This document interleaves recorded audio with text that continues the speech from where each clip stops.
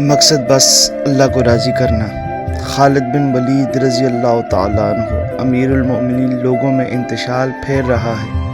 مسلسل کامیابیوں کا جو سلسلہ ہے وہ حضرت خالد بن ولید کی وجہ سے ہے۔ ایک صحابی نے حضرت عمر رضی اللہ تعالیٰ عنہ سے کہا۔ حضرت عمر رضی اللہ تعالیٰ عنہ سن کر خاموش ہو گئے اور پھر ایک خط لکھ کر ایک صحابی کو دیا۔ قاصد وہ خط لے کر یرموک روانہ ہوا۔ خط خالد بن ولید کے پاس پہنچا۔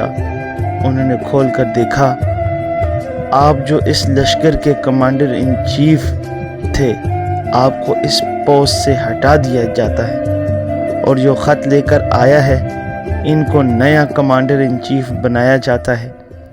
آپ چاہیں تو لشکر میں ایک عام سپاہی کی طرح لڑ سکتے ہیں، اور اگر چاہیں تو مدینہ میرے پاس واپس آ سکتے ہیں۔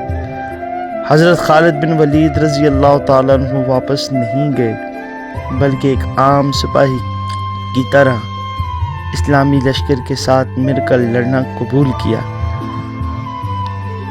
کچھ عرصے بعد دشمن کے ایک کمانڈر نے آپ سے پوچھا، یا خالد، پہلے تو آپ فوج کے کمانڈر تھے، ایک چیف تھے، اور ایک خط کی وجہ سے آپ کو اپنے عہدے سے معزول کر دیا گیا۔ آپ کے لیے تو بہت مشکل کام ہوگا۔ آپ نے فرمایا، میرے لیے کوئی مشکل کام نہ تھا۔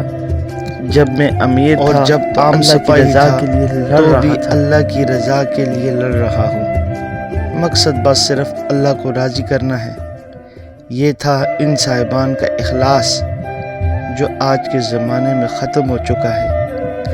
اسی جذبے کی وجہ سے انہوں نے 4 لاکھ افواج کو شکست دی، اسلام کا بول بالا کیا اور دشمن کو شکست فاس سے دوچار کیا۔